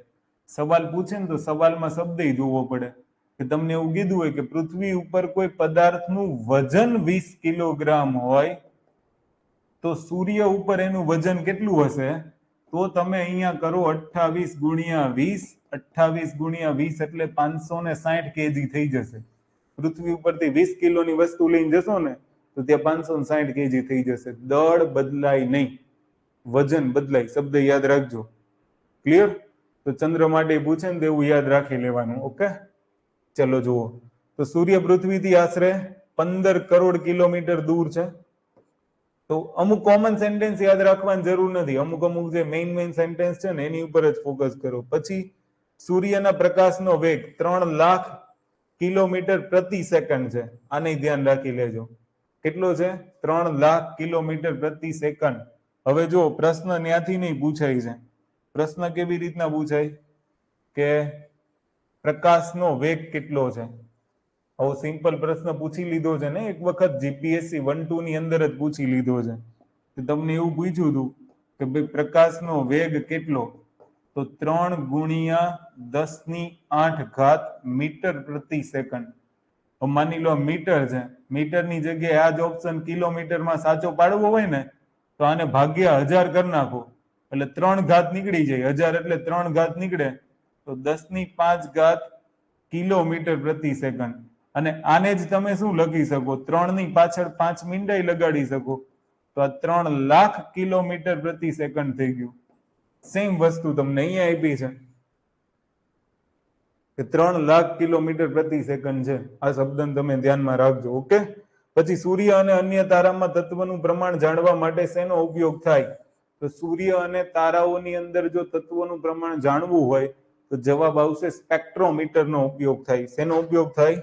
ધ્યાન રાખજો, સ્પેક્ટ્રોમીટરનો. સૂર્યમાં સૌથી વધુ પ્રમાણ કોનું હોય? તો કે હાઇડ્રોજન, પછી હિલિયમ ને પછી અન્ય તત્વ હોય. તો સૂર્યમાં 2 તત્વોનું પ્રમાણ સૌથી વધારે હોય. જવાબ આવશે હાઇડ્રોજન સૌથી વધુ, પછી હિલિયમ. ક્લિયર? કારણ કે હાઇડ્રોજન માંથી જ હિલિયમ બનશે. એટલે આને યાદ રાખી લેજો. ત્યાંથી આપણે આગળ જોઈએ તો મેં તમને હમણાં કીધું, જે આપણે એક ચિત્ર ઓલરેડી અહીંયા જોઈ ગયા છીએ સૂર્યનું. ક્લિયર? તો પિક્ચર બી શો કરજો અને ધ્યાનમાં રાખજો. અંદરનો ભાગ કોર, પછી સપાટી ફોટોસ્ફિયર, પછી ક્રોમોસ્ફિયર. ઓકે, તો આની તમે ખાસ ધ્યાન રાખજો. તો હવે જુઓ, જે સૂર્યની સૌથી બાહ્ય સપાટી છે, શબ્દ શું યાદ રાખશો? જે બાહ્ય સપાટી છે એને કહેવાય ફોટોસ્ફિયર. ફોટોસ્ફિયર ઉપર શું હોય? તો હમણાં મેં તમને કીધું કાળા ધબ્બા હોય, જેને આપણે રવિ કલંકો કહીએ, જેને આપણે સનસ્પોટ કહીએ છીએ. અને એ રવિ કલંકો ક્યાં જોવા મળે? પેલો સવાલનો જવાબ ફોટોસ્ફિયર ઉપર. ધ્યાન રાખજો, તમને સવાલમાં ઓપ્શન આપી દેશે કે સૂર્ય કલંકો, રવિ કલંકો નીચેનામાંથી કયા સ્તર ઉપર જોવા મળે? આન્સર આવશે ફોટોસ્ફિયર. ઓપ્શનમાં તો ઘણું બધું આવશે, ફોટોસ્ફિયર, ક્રોમોસ્ફિયર, કોરોના, ઘણું બધું આવશે. ક્લિયર? તો નજીકના જ આન્સર આપશે જેથી અટવાઈ જાવ. પછી મેં તમને કીધું એમ કે જે સૂર્યના કલંકો છે એ ફાટખીણોને દર્શાવે, અને એવું માનવામાં આવે છે કે ફાટખીણો કેન્દ્ર સુધી હશે, કેન્દ્રમાંથી જે ઉર્જા ઉત્પન્ન થાય એ સનસ્પોટ મારફતે બહાર નીકળતી હશે અને પછી સોલાર વિન્ડ કે સોલાર ફ્લેર સ્વરૂપે પૃથ્વી ઉપર પહોંચે છે. સૂર્યની બહારની સપાટીનું તાપમાન મતલબ ફોટોસ્ફિયરનું તાપમાન કેટલું છે? 6000 ડિગ્રી અંશ સેલ્સિયસ. ખાસ યાદ રાખજો, પરીક્ષામાં આવી રીતના લખાઈને આવે છે ને, 6000 ડિગ્રી અંશ સેલ્સિયસ છે. બીજું કે જે ફોટોસ્ફિયર હતું એ ફોટોસ્ફિયરનો અગર તમે કિનારાનો ભાગ જોશો, ખાસ ધ્યાનથી સાંભળજો. ઓકે, ફોટોસ્ફિયરનો અગર તમે કિનારાનો ભાગ જોશો ને તો એ પ્રકાશિત હોતો નથી. ખાસ ધ્યાનથી સાંભળજો. ફોટોસ્ફિયરના કિનારાનો ભાગ મતલબ આ ફોટોસ્ફિયર છે, અને એ ફોટોસ્ફિયરના કિનારાનો ભાગ જોશો તો પ્રકાશિત નહીં હોય. આમાં રેડ કલર છે એટલે તમને દેખાય, બાકી ખરેખર આ ભાગમાં પ્રકાશ હશે નહીં. જો કિનારાનો ભાગ દેખાય છે આખો ડાર્ક સાઈડ હશે, બ્લેક. તમને એમ થોડુંક ઝૂમિંગ હશે તો દેખાશે, આખી બ્લેક સાઈડ હશે તો એ ક્રોમોસ્ફિયર હશે. ધ્યાનથી સાંભળજો. તો જે ભાગ પ્રકાશિત હોતો નથી તો એ ભાગનું નામ શું છે? તો કે ક્રોમોસ્ફિયર. તો હવે તમને કોઈ પૂછે ને કે ક્રોમોસ્ફિયરનો, ફોટોસ્ફિયરનો કિનારાનો ભાગ જે પ્રકાશિત હોતો નથી, જેમાં પ્રકાશના કિરણોનું શોષણ થઈ જાય, પ્રકાશિત ક્યારે ન હોય. કોઈ પણ પદાર્થ તમને કાળો ક્યારે દેખાય? ખાસ ધ્યાન રાખજો, જ્યારે તમામ વિકિરણોનું અંદર શોષણ થઈ જતું હોય, તમામ તરંગોનું શોષણ થઈ જતું હોય, ત્યારે એ પદાર્થ તમને કાળો દેખાય.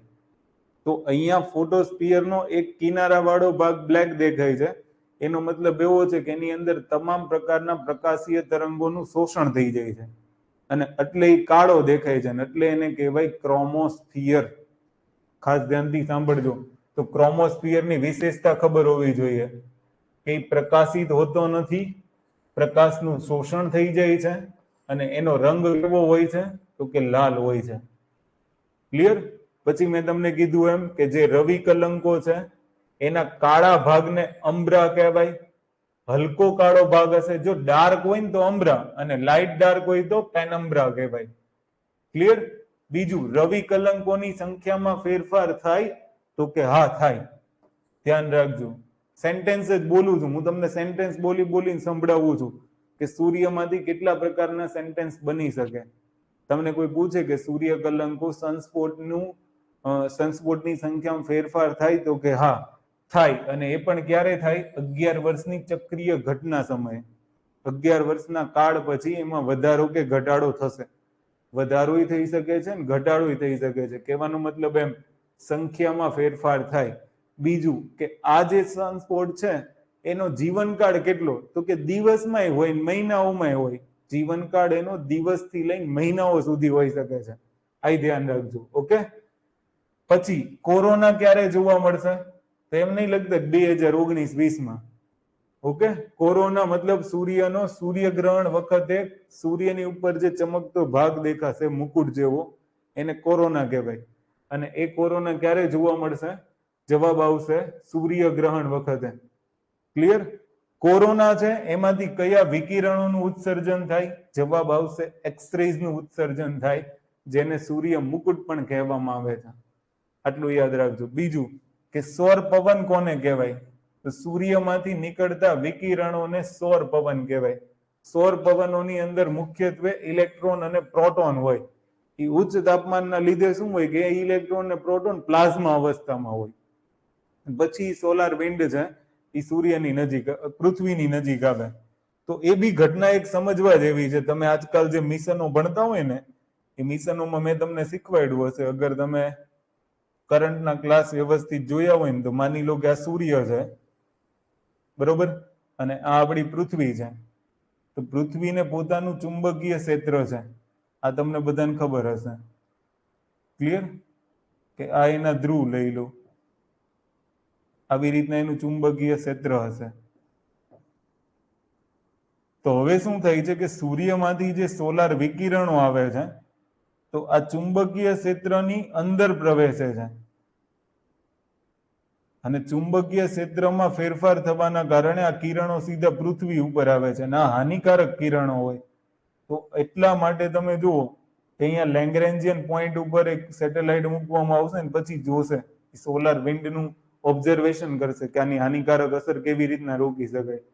કરંટનો ટોપિક છે, એમાં જોયું હતું આપણે, એમ જોઈ લેજો. રવિ કલંકોનું તાપમાન સૂર્યની સપાટીના તાપમાન કરતા વધારે હોય કે ઓછું હોય? તો કે આન્સર આવશે ઓછું હોય.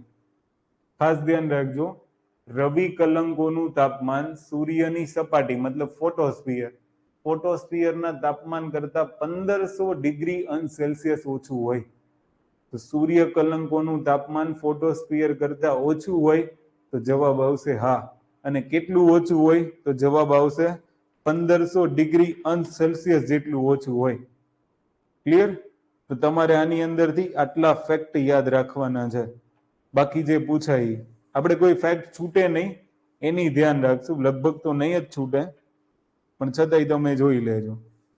ઓકે, ચલો, આ આપણું પૂરું થઈ ગયું સૂર્ય. હવે આપણે આવી જઈએ બુધ ઉપર. તો હમણાં મેં કીધું સૌથી નજીકનો ગ્રહ પૂછે તો બુધ, સૌથી ઝડપી ગ્રહ પૂછે તોય બુધ. ક્લિયર?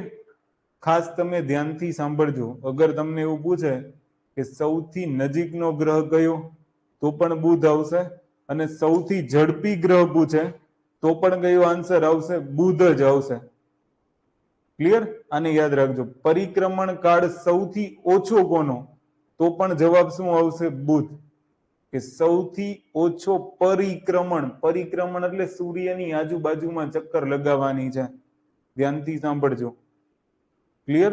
સૂર્યની આજુબાજુમાં ચક્કર લગાવવાની છે તો જવાબ શું આવશે? તો બુધ. ક્લિયર? આવા શબ્દો ભૂલતા નહીં. બસ, બાકી તો આવું બધું તમને પૂછે તો પૂછે ક્યારેક બુધ ઉપર પર્ટિક્યુલર સવાલ પૂછે ને તો.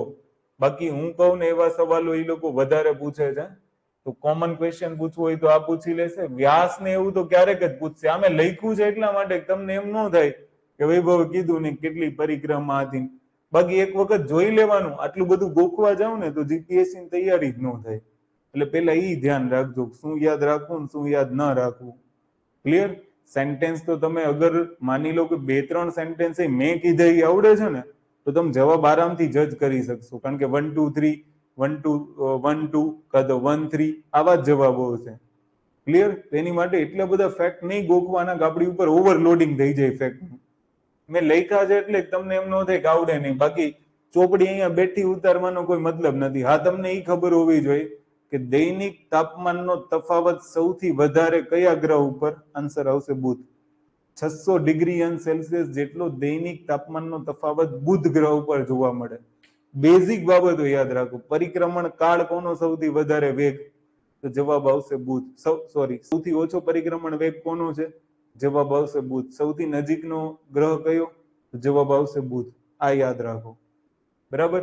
વધીને જો તમારે યાદ રાખવું હોય તો તમારી માટે એક શબ્દ છે કે બુધનો જે પરિભ્રમણ ગતિ છે એ 59 દિવસ છે. એટલે બુધનો એક દિવસ એટલે પૃથ્વીના 59 દિવસ થાય. ખાસ ધ્યાનથી સાંભળજો. અને બીજું મેં તમને કીધું એમ કે દિવસ અને રાત્રિનો તાપમાનનો તફાવત અંદાજિત 600 ડિગ્રી અંશ સેલ્સિયસ. સૌથી વધારે કોનો? જવાબ આવશે બુધ. આવું યાદ રાખો. ક્લિયર? બાકી માર્ચ અને એપ્રિલમાં એ સૂર્યાસ્ત પછી 1-2 કલાક જોવા મળશે. સપ્ટેમ્બર અને ઓક્ટોબરમાં સૂર્યોદય કરતા પહેલા જોવા મળશે. તો સવાલનો જવાબ ધ્યાનથી સાંભળજો કે બુધ એ સૂર્યોદય પહેલા અને સૂર્યાસ્ત પછી જોવા મળે છે. વિધાન સાચું ખોટું? તો સાચું. સૂર્યાસ્ત પછી જોવા મળે અને સૂર્યોદય પહેલા પણ જોવા મળે બુધ ગ્રહ. આને યાદ રાખજો. આવું સ્ટેટમેન્ટ પૂછાય તો જવાબ ખાલી ધ્યાન રાખજો. એનો પ્રકાશ કેવો છે? સોનેરી છે. સપાટી ઉપર શું છે? તો કે પહાડો છે, જ્વાળામુખીઓ છે, એક પણ ઉપગ્રહ નથી. આ સ્ટેટમેન્ટ તમને ખબર હોવી જોઈએ. બુધને ચુંબકીય ક્ષેત્ર છે? તો કે હા. કોણે શોધ્યું હતું? મેરિનર 10. યુએસએ નું મિશન હતું મેરિનર 10.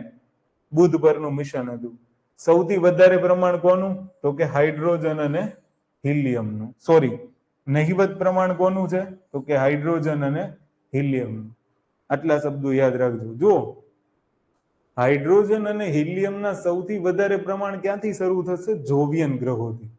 ગુરુ ગ્રહ સુધી આપણે પહોંચશું ને તો ગુરુ ગ્રહની અંદર તમને એનું સૌથી વધારે પ્રમાણ જોવા મળશે. આ શબ્દ તમે યાદ રાખજો. બાકી તમને આગળના જે પાર્થિવ ગ્રહો છે એમાં તમને પૃથ્વીને મળતા જુલતા સ્ટ્રક્ચર જોવા મળશે. એટલે તમે જ્યારે જવાબ જોતા હોય, ક્વેશ્ચન જોતા હોય તો વિકલ્પોની અંદર ખાસ આવું જોવું. મેઇન્સમાં તો તમને એવું પૂછવાના જ નથી કે બુધની વિશેષતા લખો, ના લખો ને તે લખો.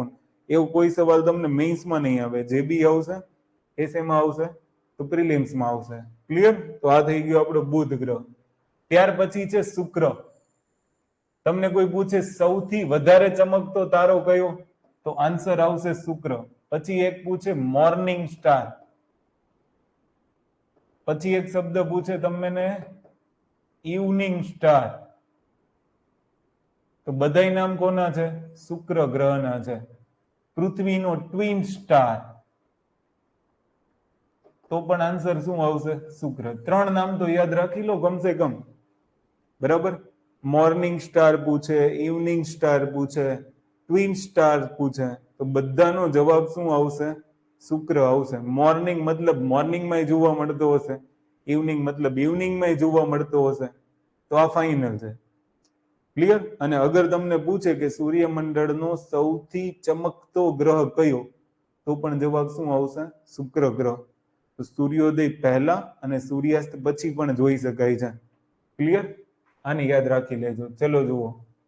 તો બાકીના બધા ફેક્ટ છે. ફેક્ટ તમે જાતે વાંચી લેજો. જે મેં તમને કીધું એ તમારે યાદ રાખવાનું છે. સૂર્યોદય પહેલા, સૂર્યાસ્ત પછી. પછી એનું કદ અને દ્રવ્યમાન છે ને એ પૃથ્વીને મળતું આવે એટલે એ ટ્વિન સ્ટાર પણ કહેવાય. ક્લિયર? પછી એની ઉપર વાદળોનું આવરણ છે ને એમાં શેનું પ્રમાણ વધારે છે? પૂછાઈ ગયેલો પ્રશ્ન. જવાબ આવશે કાર્બન ડાયોક્સાઇડ.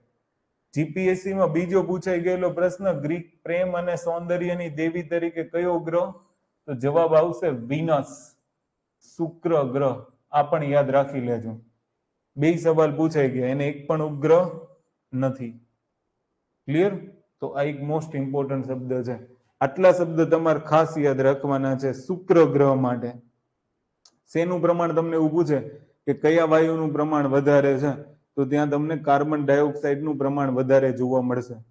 તમને અર્થનો ટ્વિન સ્ટાર પૂછે તો પણ આન્સર આવશે શુક્ર. બરાબર? ટ્વિન સિસ્ટર્સ પૂછી લે એક શબ્દ તો પણ જે એનો જવાબ શું આવશે? શુક્ર ગ્રહ જ આવશે. ક્લિયર? આને યાદ રાખજો. તો હવે તમને કોઈ એવું પૂછે બુધ ઉપર જીવન શક્ય છે? તો કે નથી. કેમ? તો કે દિવસ દરમિયાન તાપમાનનો તફાવત વધારે છે.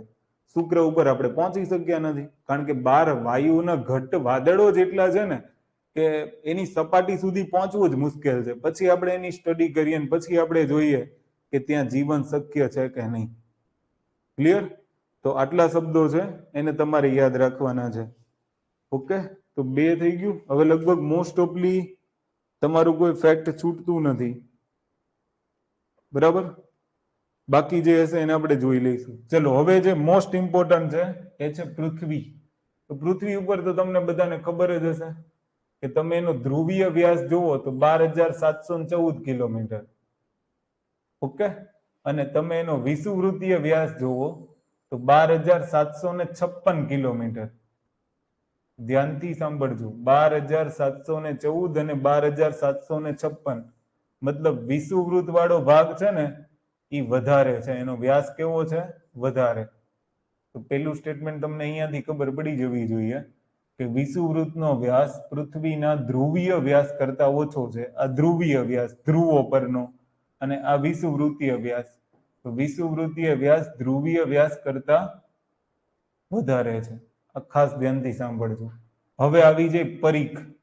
તો જે ધ્રુવીય પરીખ છે એ પણ આપ્યો છે ને વિષુવવૃત્તીય પરીખ આપ્યો છે. 51 લાખ ચોરસ કિલોમીટર સપાટીનું ક્ષેત્રફળ છે. મોસ્ટ ઇમ્પોર્ટન્ટ વારંવાર પૂછાતો પ્રશ્ન, પોતાની ધરી પર, શબ્દ ધ્યાનથી સાંભળજો, પૃથ્વીને પોતાની ધરી પર એક ધરી ભ્રમણ પૂર્ણ કરવું હોય તો 23 કલાક 56 મિનિટ અને 4 સેકન્ડ લાગે. ગણિતના દાખલા શીખતા હોય ને ત્યારે આનો ઉપયોગ થાય. કેટલો સમય લાગે છે? 23 કલાક 56 મિનિટ અને 4 સેકન્ડ. ક્લિયર? આને યાદ રાખજો. ઓકે.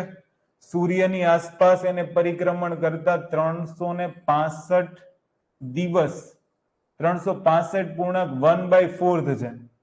બરાબર? જે 4 વર્ષે લીપ યર આવે છે ને એનું કારણ આ છે કે સૂર્યની આસપાસ પરિક્રમણ કરશે તો 365.25 લઈ શકો તમે આને. ઓકે. તો એટલા દિવસમાં એક પરિક્રમા પૂરી થાય. સૂર્યની આસપાસનું પરિક્રમણ પૂછે તો 365 × 1/4, અને પોતાની ધરી ઉપર પૂછે તો 23 કલાક 56 મિનિટ 4 સેકન્ડ. આ પૂછે છે, આ પૂછે છે, અને એક આ પૂછી લીધું છે. પૃથ્વી માટે નીચેનામાં, પૃથ્વી ગ્રહ માટે નીચેનામાં કયું વિધાન સત્ય છે? તો આવા સવાલો તમને પૂછી શકે. ક્લિયર? એક સ્ટેટમેન્ટ એક વખત એવું પૂછ્યું હતું જે 365 દિવસ અને 1/4 સમયગાળો પૃથ્વીને સૂર્યની આસપાસ પરિક્રમણ કરતા લાગે છે, તો પૃથ્વીનો વેગ કેટલો? આવો સવાલ હતો. ખાસ ધ્યાનથી સાંભળજો. તમે ક્યાંક સાઈડમાં નોટ ડાઉન કરવું હોય તો કરી લેજો. તો સૂર્યની આસપાસ જ્યારે પૃથ્વી પરિક્રમણ કરે ને ત્યારે એ પૃથ્વીનો વેગ કેટલો? તો જવાબ આવશે 30 કિલોમીટર પ્રતિ સેકન્ડ. આટલી ઝડપથી છે ને સૂર્યની આસપાસ પરિક્રમણ કરશે, અને ત્યારે એ 365.25 દિવસની અંદર એ એક પરિક્રમણ પૂર્ણ કરી લેશે. તો હવે બેયનો મતલબ છે કે માની લો કે પૃથ્વી ઉપર દિવસ રાત થાય છે ને, તો એ દિવસ રાતને જવાબદાર કોણ છે? ધરી ભ્રમણ. પૃથ્વી ઉપર જે ઋતુઓ બદલાય છે એ ઋતુઓને જવાબદાર કોણ છે? પરિક્રમણ. જો દિવસ રાત બદલાવા અને ઋતુઓ બદલાવી બંને અલગ અલગ શબ્દ છે. હવામાન એ શબ્દ આપણે શીખીશું આગળ જઈને, પણ તમે એક યાદ રાખજો કે ઋતુઓ બદલાવી એ પરિક્રમણ, દિવસ રાત બદલાવા એ ધરી ભ્રમણ. અને ઋતુઓ બદલાવા માટે ઓર એક કારણ જવાબદાર છે કે ઈ ટિલ્ટેડ છે, મતલબ નમેલી છે. નમન કોણ? પોતાની અક્ષથી નમન કોણ પૂછે? ખાસ ધ્યાનથી સાંભળજો. માની લો કે અગર તમે સરખું ચિત્ર જોયું હોય ને પૃથ્વીનું, તો તમને આવી રીતના જોવા મળશે. ઓકે, કે જુઓ આ અક્ષ છે. ખરેખર પૃથ્વી આમ સીધી હોવી જોઈએ. આપણે આ મેઇન પૃથ્વી લઈ લઈએ કે આ પૃથ્વીની અક્ષ થઈ ગઈ. ક્લિયર? પણ ખરેખર પૃથ્વી તમે જોશો ને તો એ આવી રીતના છે. તો હવે એની અક્ષ આવી છે. અચ્છા, બરાબર આકૃતિ દોરાણી નહીં. મારે જે સમજાવવું છે ને એ નહીંતર ખબર નહીં પડે, નકર તમે સવાલમાં અટવાઈ જશો, બીજું કઈ નહીં. માની લો કે આ પૃથ્વી છે, આ એની અક્ષ થઈ ગઈ, આ મેઇન અક્ષ થઈ ગઈ. ક્લિયર? હવે તમે જુઓ કે ખરેખર પૃથ્વી અત્યારે આવી રીતના છે તો કે નહીં. પૃથ્વી આવી રીતના છે અને એની જે મેઇન અક્ષ છે તો આ પૃથ્વીની મુખ્ય અક્ષ હતી, અને હવે જે પૃથ્વીની અક્ષ છે એ માની લો કે આવી રીતના છે. તો મેઇન અક્ષથી કેટલું? 23 1/2. ક્લિયર? ખાસ ધ્યાન રાખજો. ટોટલ કેટલાનો હોય? 90 ડિગ્રીનો હોય ખૂણો. આ ખૂણો કેટલાનો હોય? 90 ડિગ્રીનો. હવે એની જે વિષુવવૃત્તીય અક્ષ છે એ વિષુવવૃત્તીય અક્ષથી કેટલું? તો 66 1/2. બે ભેગા કરશો તો 90 થઈ જશે. એટલે શબ્દ ધ્યાનથી સાંભળવાનો કે પોતાની અક્ષથી કેટલી નમેલી છે? 23 1/2, જે ઋતુઓમાં પરિવર્તનનું કારણ છે. ક્લિયર? આને તમે ખાસ ધ્યાન રાખજો. ક્યાંક તમને એવો શબ્દ આપી દેશે કે 66 વનાફ, તો 66 વનાફ એની વિષુવવૃત્તીય એક્સિસ છે ત્યાંથી. તો શબ્દને ધ્યાનથી સાંભળજો કે જ્યાં જેવો પ્રશ્ન પૂછે એવો જવાબ વિચારવાનો. જીઓગ્રાફીમાં તો તમે જેટલું દોરેલું હશે, આ ટોપિક તો એવો છે કે આમાં ફેક્ટ લખવા પડે એમ છે. બાકી હવેના જે ટોપિક કરશું ને એમાં જેટલા ચિત્રો તમારી પાસે વધારે હશે, જેટલી આકૃતિઓ વધારે હશે, એટલું જીઓગ્રાફીનું રિવિઝન ફટાફટ થશે. માની લો કે આવા વાક્યો વાંચવા એના કરતા ખાલી એટલું દોરેલું હશે ને, ઇઝીલી તમારું કામ થઈ જશે. તમને સીધું યાદ જ આવી જશે કે મારે પ્રિલિમ્સ આવે એટલે આવા સ્ટેટમેન્ટ જ ચેક કરવાના છે, બીજું કઈ નહીં. ક્લિયર? અને આવું બધું એક જ વાર કરવું પડતું હોય છે, વારંવાર નહીં. પછી તમારે છેલ્લે દિવસે નોટના પન્ના જ ફેરવવાના હોય. પણ જો તમે આવું નહીં કરો તો પછી પ્રોબ્લેમ થશે. ઓકે, ચલો ત્યાંથી આપણે જોઈએ તો એનું વાયુમંડળ છે એ કેટલું ઊંડું છે. એની ઊંડાઈ 800 કિલોમીટર છે. વાતાવરણ ભાગમાં ઓલરેડી આપણે જોઈશું. પૃથ્વીની દૈનિક ગતિ અને વાર્ષિક ગતિ છે, એના કારણે દિવસ રાત અને ઋતુઓનો અનુભવ થાય છે. દૈનિક ગતિના લીધે દિવસ રાત અને વાર્ષિક ગતિના લીધે ઋતુઓ. વાર્ષિક ગતિ એટલે પરિક્રમણ, દૈનિક ગતિ એટલે પરિભ્રમણ અથવા તો ધરીભ્રમણ, જે શબ્દ હોય. એક ઉપગ્રહ છે અને ઉપગ્રહનું નામ ચંદ્ર છે. ચંદ્ર માટે હમણાં આપણે થિયરી જોઈ ગયા કે ચંદ્ર માટે તમારે શું શું યાદ રાખવાનું છે. તો કેપ્ચર ફોર્મેશન વાળી આપણે આખી થિયરી જોઈ ગયા. ક્લિયર? તો જુઓ, હવે તમને સવાલ પૂછે બુધને ઉપગ્રહ છે? નહીં. શુક્રને ઉપગ્રહ છે? તો જવાબ આવશે નહીં. પૃથ્વીને ઉપગ્રહ છે? તો કે હા.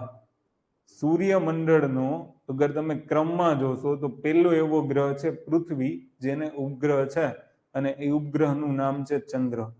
હવે પહેલો સવાલ, ચંદ્ર માટે ફેક્ટ આપણે લખ્યા નથી, પણ હું બોલીશ, તમે યાદ રાખી લેજો અથવા તો ક્યાંક નોટ ડાઉન કરી લેજો કે ચંદ્રમાંથી તમને કેવા કેવા સવાલો પૂછાય છે, એને ખાસ તમે ધ્યાનમાં રાખજો. ચંદ્રમાંથી શું પૂછાય કે ભાઈ ચંદ્ર ઉપર વાતાવરણ છે? પહેલો સવાલ. તો જવાબ આવશે ના. ધ્યાન રાખજો, ચંદ્ર ઉપર વાતાવરણ નથી. ચંદ્રની સપાટી ઉપર જ્વાળામુખી અને ક્રેટર છે. તો જેવા વિધાન બને છે ને એવા જ હું તમને શબ્દો કહું છું. બીજું બધું બોલીને કઈ મતલબ નથી. બાકી તમે તમારી રીતના જોઈ લેજો જે જોવું હોય. તો સૌથી પહેલો સવાલ મારો શું હતો કે ભાઈ તમને પૂછે કે ચંદ્ર ઉપર વાતાવરણ છે? તો કે નહીં. તો સ્ટેટમેન્ટ લખવાનું, ચંદ્ર ઉપર વાતાવરણ નથી. ચંદ્ર ઉપર જ્વાળામુખીઓ અને ક્રેટર છે. ખાસ ધ્યાન રાખજો. ઓકે, હવે મોસ્ટ ઇમ્પોર્ટન્ટ સવાલ. 27 દિવસ તમને એવું પૂછે ને કે ચંદ્રનો એક શબ્દ લખો, પરિક્રમણ કાળ કેટલો? હવે ચંદ્રનો પરિક્રમણ કાળ એટલે શું? તો કે હવે ચંદ્ર કોનો ઉપગ્રહ છે? તો માની લો કે આ ચંદ્ર છે, તો ચંદ્ર પૃથ્વીનો ઉપગ્રહ છે. ચંદ્ર પૃથ્વીની ફરતે તેની કક્ષામાં ચક્કર લગાવશે પૃથ્વીને. તો તમને એવું પૂછે કે ભાઈ ચંદ્રનો પરિક્રમણ કાળ કેટલો? એનો મતલબ એવો થયો કે ચંદ્ર પૃથ્વીની ફરતે એક ચક્કર પૂર્ણ કરે એ ચંદ્રનો પરિક્રમણ કાળ થયો. સ્ટેટમેન્ટ બે રીતે પૂછાઈ શકે. ચંદ્રનો પરિક્રમણ કાળ એ સીધું સ્ટેટમેન્ટ, અને એવું પૂછી શકે કે જ્યાં પૃથ્વી છે તો ચંદ્ર પૃથ્વીની ફરતે એક ચક્કર પૂર્ણ કરવા માટે કેટલો સમય લેશે? ખાસ ધ્યાનથી સાંભળજો. તો 27 દિવસ 7 કલાક અને 43 મિનિટ લખી નાખજો. પરફેક્ટ કામનું છે. 27 દિવસ 7 કલાક અને 43 મિનિટ ચંદ્ર પૃથ્વીની ફરતે એક ચક્કર પૂર્ણ કરવા માટે સમય લેશે. ક્લિયર? એકાશ થઈ ગયું. પછી તમને એવો સવાલ પૂછે છે કે ચંદ્રની ધરતી પર પ્રથમ કયા માનવીએ પગ મૂક્યો હતો? જવાબ આવશે નીલ આર્મસ્ટ્રોંગ. ઓકે, એડવિન બલ એડ્રિન એવું એક નામ જોડે લખી નાખજો. એપોલો 11 માં ઈ હતા, તો એક શબ્દ એને લખી નાખજો. ઓકે, ચલો બાકી બહુ પ્રશ્ન એનો પૂછાતો નથી. દક્ષિણ ભાગ ઉપરથી પ્રશ્ન પૂછાય છે, અને એ આપણે કરંટના લેક્ચરમાં જોઈ ગયા છીએ. સાયન્સના જે કરંટના લેક્ચરો ચાલે ને, તો વાય સાઉથ પોલ, તો એ તમે સાયન્સ એન્ડ ટેક ભણશો ત્યારે તમને એની અંદર શીખવાડી દેશે કે શા માટે એનો દક્ષિણ ધ્રુવ મહત્વનો છે? કારણ કે એ બધા લેટેસ્ટ ઇનોવેશન છે, બરાબર? તો એને આપણે નહીં જોઈએ. ભૂગોળની દ્રષ્ટિથી આ 2-3 વાક્યો મહત્વના છે.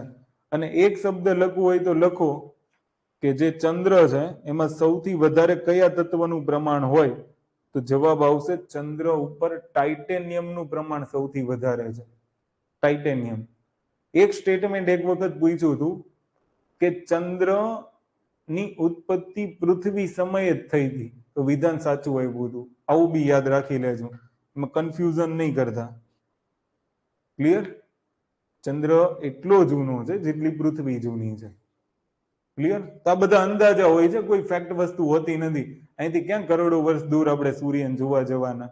પણ એક મેથેમેટિકલ કેલ્ક્યુલેશન હોય, એની ઉપરથી આવા બધા તારણો નીકળતા હોય. ને આજકાલ આપણી પાસે એવી ડિવાઇસ છે, ઓબ્ઝર્વેટરીઝ છે, ટેલિસ્કોપ છે. ઓકે, તો આજે આટલું.